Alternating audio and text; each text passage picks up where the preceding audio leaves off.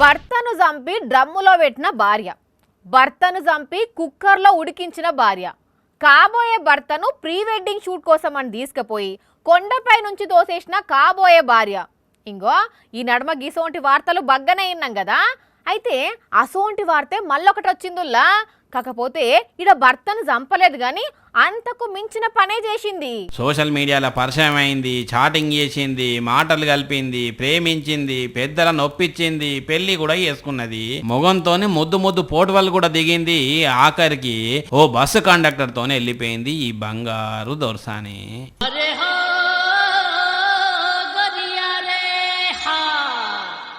ఈ పిల్లగాని పేరు అఖిలు.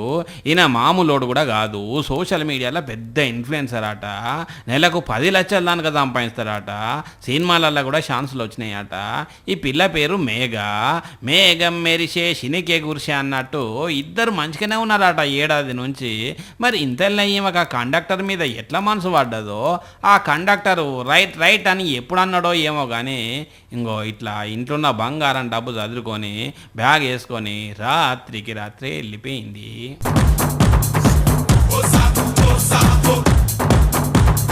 అసలు ఈమెకు ఆ కండక్టర్ ఎట్లా పరిచయం అయిండు అంటే, పెళ్ళైనాక కూడా ఈమెను చదివించిండట భర్త అఖిలయ్య.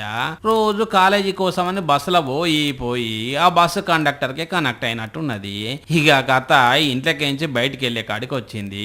ఇది కేరళలో జరిగిన ముచ్చట. కానీ పాపం ఈ ముచ్చట తెలియక నా భార్య కనబడతలేదని అఖిలు పోలీసులకు ఫిర్యాదు చేస్తే సీసీ కెమెరా ఫుటేజ్ బయటకు వచ్చింది. దాంట్లో ఈమె కండక్టర్తో వెళ్ళిపోయేదంతా రికార్డ్ అయింది.